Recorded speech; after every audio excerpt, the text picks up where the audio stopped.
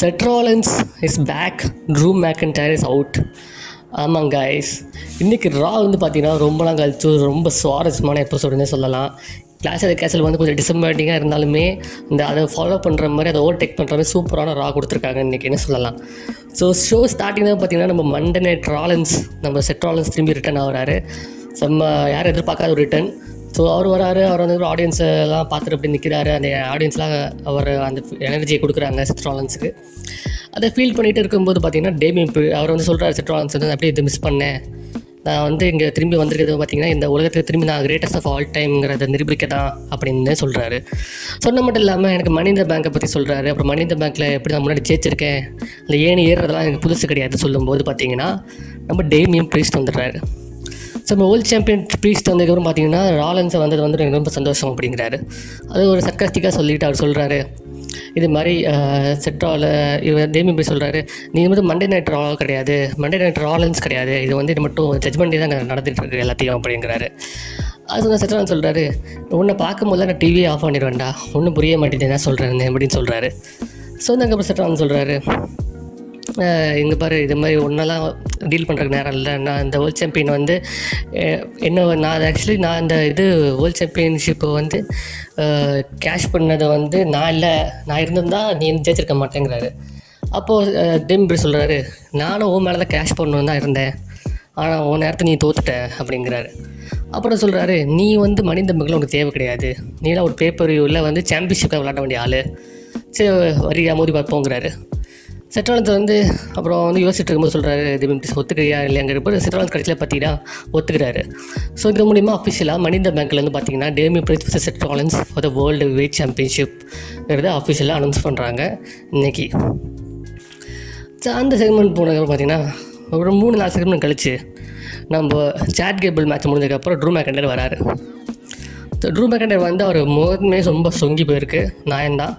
அவர் சொல்கிறார், இந்த கம்பெனி வந்து எனக்கு சரிப்பட்டு வரல, இங்கெல்லாம் எதுவும் வேலைக்கு ஆகாது, ஸோ ஐ குவிட்டுங்கிறாரு. சொல்லிவிட்டு அவர் பாட்டு நடந்து போகிறாரு. எல்லாருக்கும் ஷாக்கு, என்னடா அப்படி சொல்லிட்டாரே அப்படின்னு. சரி, அப்புறம் கொஞ்ச நாள் எல்லாம் அமைதியாக இருக்காங்க. அப்புறம் வந்து பார்த்தீங்கன்னா பிரேக்கை போயிட்டு திரும்பி வந்து பார்த்தீங்கன்னா ஆடம் பிஎஸ் ட்ரிபிள் ஹெச்லாம் வந்து ட்ரூ மேக்கண்டரும் கன்வின்ஸ் பண்ண பார்க்குறாங்க. அது காலில் விழாதக்குள்ளேயே கெஞ்சுறாரு ட்ரிபிள் ஹெச்லாம். அந்த நேரம் பார்த்து ட்ரிபிள் ஹெச் வந்து கேமரா வந்து மறைச்சிடுறாரு. ஸோ அதுக்கப்புறம் என்ன ஆச்சு என்னன்னு தெரியல.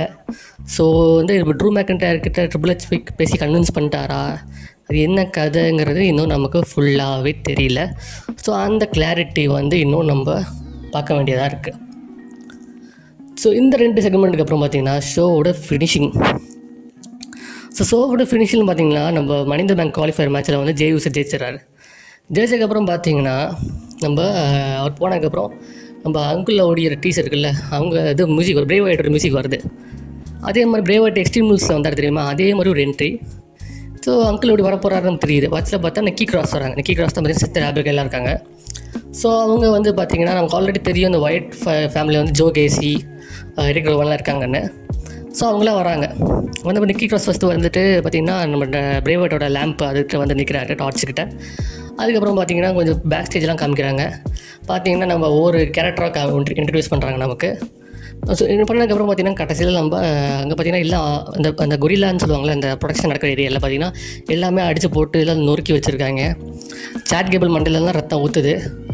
அப்புறம் கடைசியாக பார்த்தா அங்கிள் அப்படியே காட்டுறாரு. ஸோ அப்புறம் அங்கிள் அப்படி வந்து பொறுமையாக நடந்து வராரு. அவரை ஃபாலோ பண்ணி அவரோட டீம் வருது. அந்த ஃபேமிலி வந்ததுக்கப்புறம் கரெக்டாக அங்கிள் அப்படி வந்து லேம்ப் எடுக்கிறாரு. எடுத்ததுக்கப்புறம் அப்படியே ஒரு ஆடியன்ஸ் சுற்றி பார்க்குறாரு.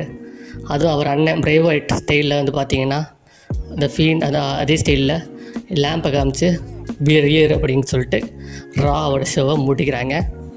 வேறு மாதிரி ஒரு ஃபினிஷிங், சூப்பரான ஒரு ரா கைஸ், செம்ம ரா. நிறைய மேட்சஸும் நிறைய நல்லா இருந்துச்சு. ஆனால் இந்த 3 செக்மெண்ட்டும் வந்து கண்டிப்பாக செம்ம ஒர்த்து. ரா செம்ம பெரிய comeback. Last night class of the கேசலுக்கு அந்த பேப்பரை சொதப்பினதுக்கு ஒரு நல்ல கம்பேக்குன்னே சொல்லலாம் இந்த வாட்டி ராவுக்கு. ஸோ கைஸ், நீங்கள் எப்படி எதிர்பார்க்குறீங்க? உங்களுக்கு ஹாப்பி அங்கிள் அப்படி வந்தது, செட் ராலன்ஸ் ரிட்டன் ஆனது, ட்ரூ மேக்கண்டர் என்ன ஆவார், அங்கெல்லாம் நீங்கள் என்ன நினைக்கிறீங்க? இந்த கமெண்ட்ஸை சொல்லுங்கள்.